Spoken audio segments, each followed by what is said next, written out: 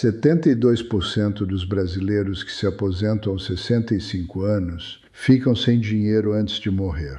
Não ficam com pouco, não ficam apertados, ficam sem nada, completamente. Quero que você deixe esse número pousar, porque ele não saiu de um relatório de consultoria tentando te vender um produto. É um padrão que se repete, brutal e implacável, em lares de idosos, em apartamentos menores do que o planejado, nos quartos de hóspedes dos filhos adultos, em todo o Brasil, todo ano. O que torna isso verdadeiramente devastador não é só o colapso financeiro em si, é o silêncio ao redor dele. O fato de que ninguém avisou essas pessoas. O fato de que todo o sistema que deveria protegê-las, os consultores, a previdência privada, a sabedoria convencional, o plano cuidadosamente montado, falhou com elas em silêncio enquanto elas confiavam nele de olhos fechados. Tenho 72 anos. Parei de poupar dinheiro aos 68. E nos 4 anos desde que tomei essa decisão, construí mais riqueza real, duradoura e geradora de renda do que nos 20 anos anteriores em que fazia tudo certo.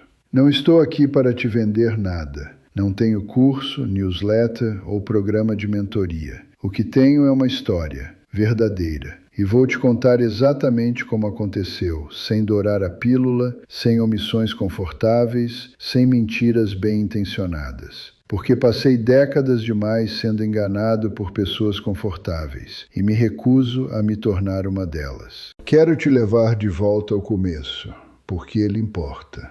Não do jeito que começos importam nas histórias motivacionais, onde origens humildes preparam uma ascensão triunfal. Quero te levar porque o que fiz na minha juventude e maturidade parece, na superfície, exatamente como sucesso. E essa é a armadilha. Ninguém te avisa. O perigo não é preguiça. O perigo não é imprudência. O perigo é a obediência. Fui uma pessoa extraordinariamente obediente. Fiz tudo o que me mandaram. Estuda, forma-se, arruma emprego estável numa empresa grande. Trabalha duro, mantém a lealdade, fica quieto, sobe devagar e confia no processo. E fiz isso.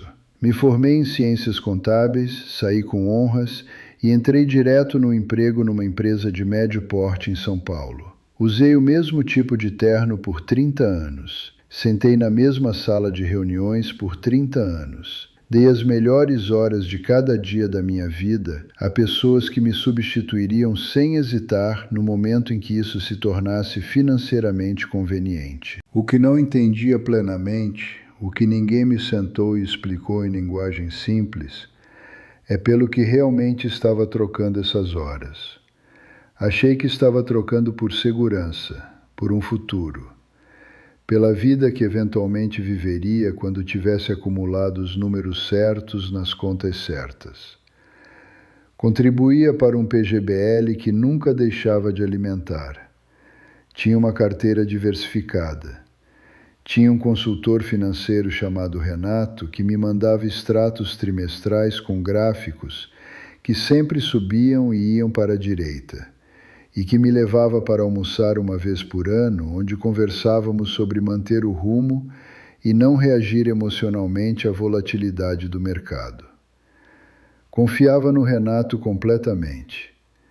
Ele parecia calmo e seguro, e na época eu confundia calma com conhecimento real.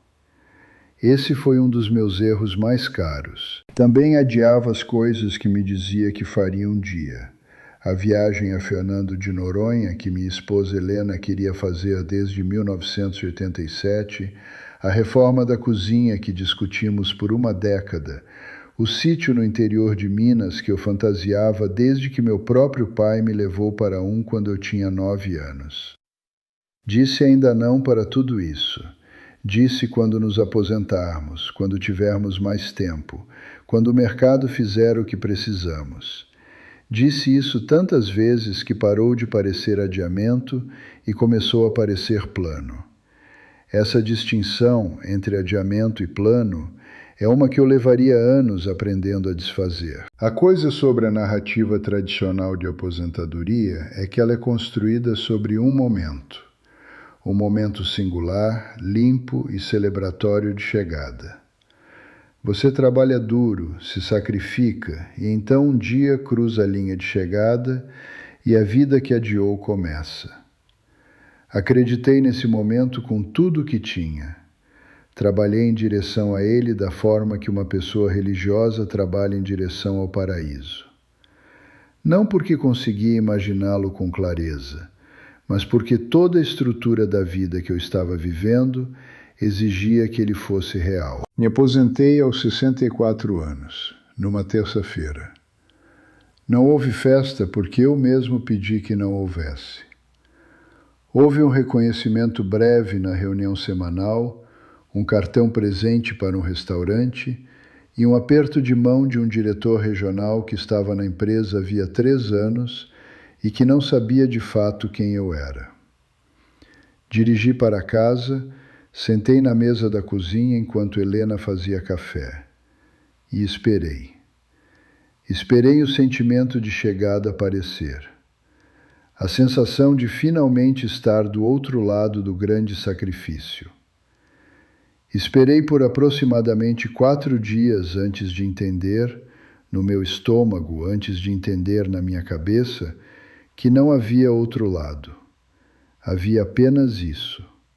Terça-feira, café, silêncio e um número numa conta que deveria durar pelo resto da minha vida natural. Refizemos as contas no primeiro mês. O Renato veio em casa. Primeira vez que esteve aqui em 30 anos, o que já deveria ter me dito algo. E espalhamos tudo sobre a mesa da sala de jantar. A regra dos 4%. Retire 4% da sua carteira anualmente e, estatisticamente, o seu dinheiro deveria durar 30 anos. Tínhamos nos saído bem. No papel, estávamos bem. Renato apertou nossas mãos, foi embora no carro dele, que era consideravelmente mais caro que o meu, e Helena e eu nos olhamos através da mesa. Ela foi diagnosticada 14 meses depois. Nada catastrófico, quero ser claro, porque Helena está comigo hoje e está bem.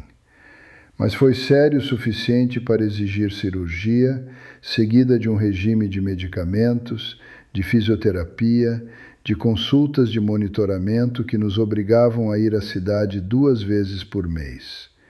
E as contas chegaram. Não de uma vez. Chegaram em ondas, da forma como a água entra num navio afundando. Não por uma única brecha catastrófica, mas por 1000 pequenas.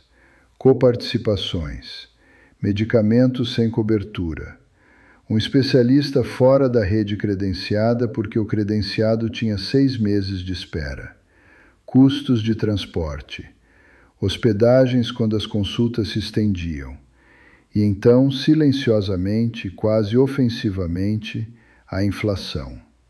Supermercado, condomínio, os próprios prêmios do plano de saúde, com reajustes que não tinham qualquer relação com a correção do meu benefício do INSS. Sentei numa noite de março, cerca de 18 meses após a aposentadoria, com um bloco de papel e uma caneta, e escrevi o que realmente havíamos gasto versus o que o plano havia projetado. Sou contador por formação. Números não me assustam. Mas esses números fizeram algo específico comigo. Não me assustaram, me humilharam. Porque vi, na minha própria letra, que tínhamos gasto em 18 meses o que o modelo do Renato sugeria que levaria 3 anos. E não fomos extravagantes. Não fizemos a viagem a Fernando de Noronha. Continuamos a mesma vida modesta e cuidadosa de sempre. Exceto que o salário havia sumido, e as despesas se expandiram silenciosamente para preencher o espaço que ele deixou. Naquela noite, depois que Helena adormeceu, sentei no escuro na minha cozinha e fiquei genuinamente, fundamentalmente, com medo. Não em pânico, não sou um homem que entra em pânico, mas senti o frio específico de alguém que percebe que a estrutura sobre a qual tem estado em pé não é tão sólida quanto parecia. E aqui está o que quero dizer sobre esse medo. Foi a coisa mais útil que aconteceu comigo na última década. Ele soltou algo em mim que estava trancado desde o primeiro contra-cheque que aceitei e organizei minha vida em torno da promessa silenciosa de que o sistema de outra pessoa me protegeria se eu seguisse suas regras. O medo me disse, na linguagem mais clara possível, que nenhum sistema te protege, que nenhuma regra garante a sua segurança, que toda a arquitetura do planejamento financeiro convencional é construída sobre suposições de um mundo que não existe mais plenamente. Inflação, custos de saúde, expectativa de vida, retornos de mercado, e quando essas suposições falham, quem paga é você. Comecei a ler de forma diferente depois daquela noite. Não a imprensa financeira, que havia lido fielmente por décadas e era escrita principalmente para quem ainda acumulava. Comecei a ler sobre como a riqueza realmente se comporta. Como os verdadeiramente ricos de forma duradoura, não os ostentadores, não os ricos de televisão, pensavam sobre dinheiro, tempo e valor. E continuei encontrando o mesmo padrão, repetidamente. Eles nunca paravam de produzir.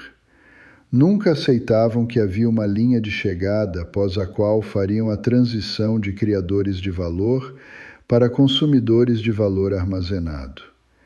Entendiam que o valor armazenado está sempre, lentamente, sendo consumido pelo mundo, pela inflação, pela saúde, pelo próprio tempo. E a única defesa significativa contra esse consumo é a produção contínua. O que tinha, depois de 40 anos de vida profissional, era algo genuinamente raro e valioso. Expertise profunda, específica e duramente conquistada em operações financeiras para empresas de médio porte. Uma rede de relacionamentos construída com pessoas que confiavam em mim porque conquistei essa confiança com honestidade. A perspectiva que só vem de assistir ciclos se repetirem, ver os mesmos erros cometidos pelos mesmos tipos de pessoa, pelas mesmas razões, geração após geração. Tinha, em outras palavras, um ativo, significativo. E havia passado 14 meses sentado na minha cozinha, tratando-o como se tivesse expirado. Não vou fingir que a transição foi simples. A primeira coisa que tive de superar foi a resistência interna.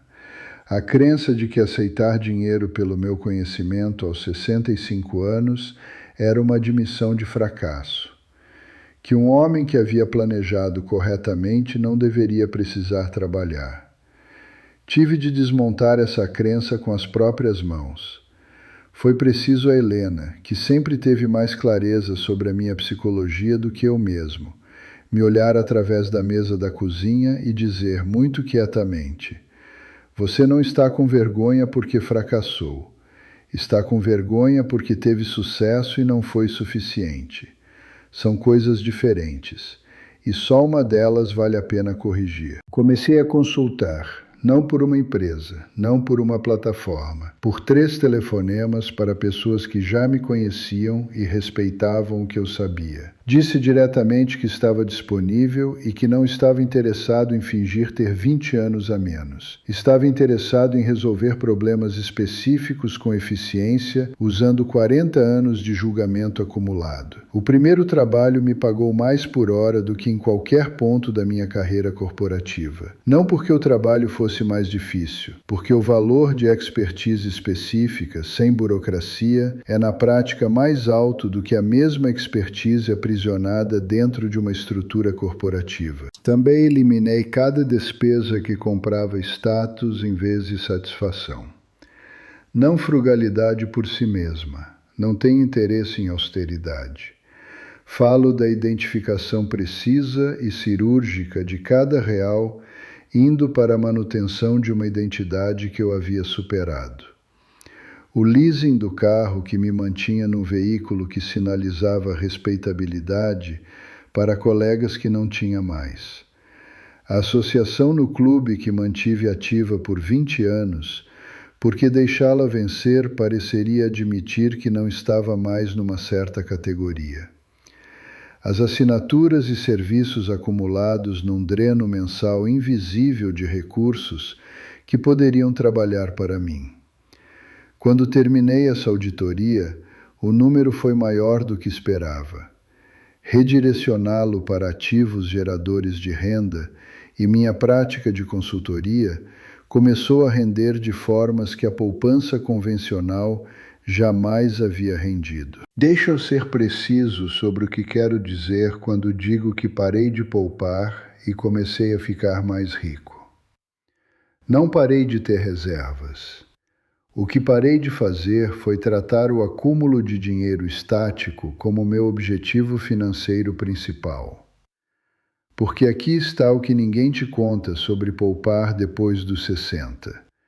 Cada real que você poupa está sendo superado, lenta e certamente, pela inflação, pelo custo crescente da saúde, e se você tem mais de 60 anos no Brasil, sabe do que estou falando, porque o reajuste anual do plano para a faixa acima dos 60 pode ser de 30%, 40%, 50% num único ano.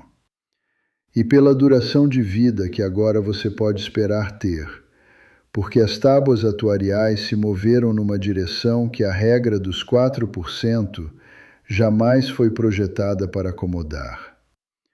As pessoas estão vivendo nos 80, 90, 100 anos.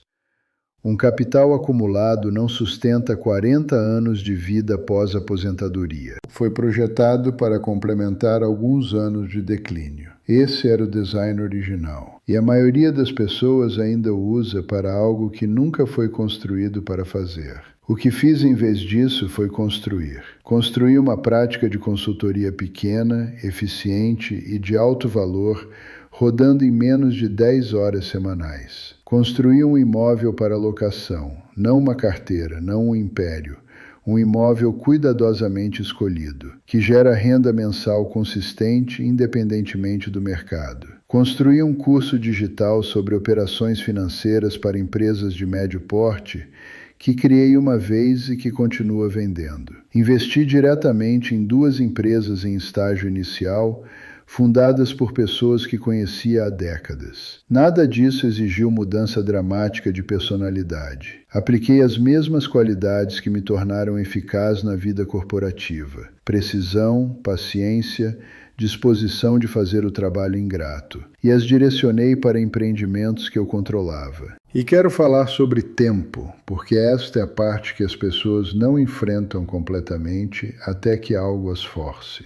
O tempo que você passa adiando a vida não é armazenado em algum lugar seguro e devolvido a você na aposentadoria. Ele é gasto, permanentemente. O ano em que não levei Helena, Fernando de Noronha, porque estávamos poupando para o futuro, esse ano acabou. O que sei agora, que não sabia com urgência suficiente na época, é que o adiamento da vida é uma forma de pobreza. Uma que nunca aparece em nenhum extrato financeiro. Uma que o Renato jamais mencionou em 30 anos de revisões trimestrais. Não estou dizendo para não ser responsável.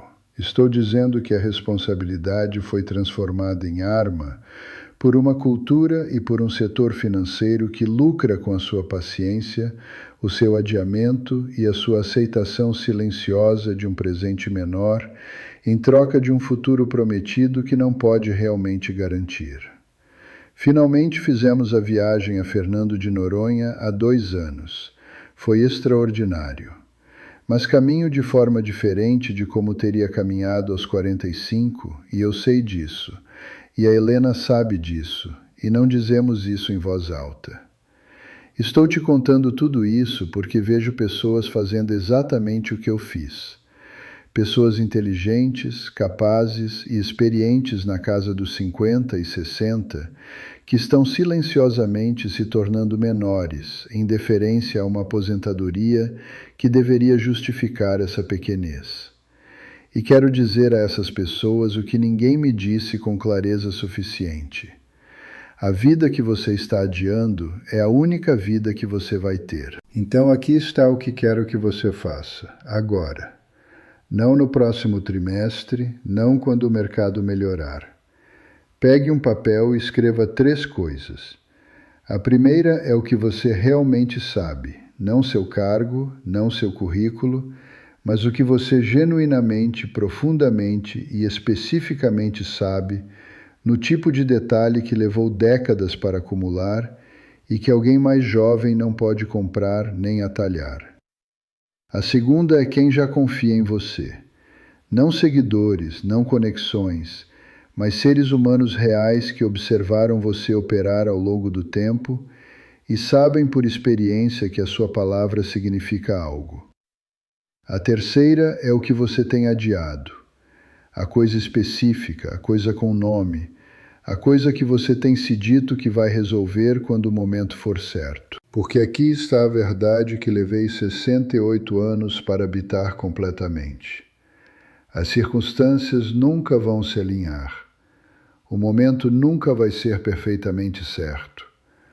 O número nunca vai parecer completamente seguro. Essas não são condições externas esperando para ser atendidas.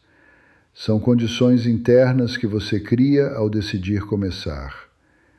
E começar em qualquer idade, mas especialmente numa idade em que você tem a experiência, os relacionamentos e a perspectiva que só o tempo pode fornecer, não é um risco.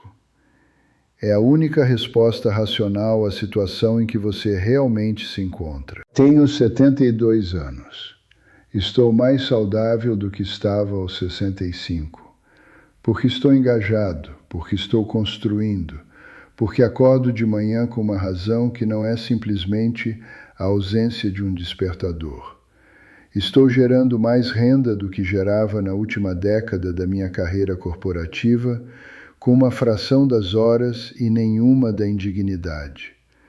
Estou construindo um pequeno sítio no interior de Minas Gerais e estou fazendo uma parte do trabalho eu mesmo, não porque preciso, mas porque tenho 72 anos e ainda não terminei. E cada prego que bato naquela estrutura é uma declaração pequena, pessoal e inequívoca nesse sentido. Pare de esperar. Pare de se tornar menor em honra a uma linha de chegada que não existe. Pare de confiar num sistema projetado para uma versão da aposentadoria que não corresponde mais ao comprimento ou ao custo da vida que você realmente vai viver. Você tem mais a oferecer ao mundo agora, hoje, do que qualquer conta poupança jamais expressará. A questão não é se você tem poupança suficiente. A questão é se você está disposto a parar de viver como se seus anos mais valiosos estivessem para trás. Porque eu garanto a você, do ponto de vista particular de alguém que esteve nos 2 lados dessa crença, eles não estão, nem de perto.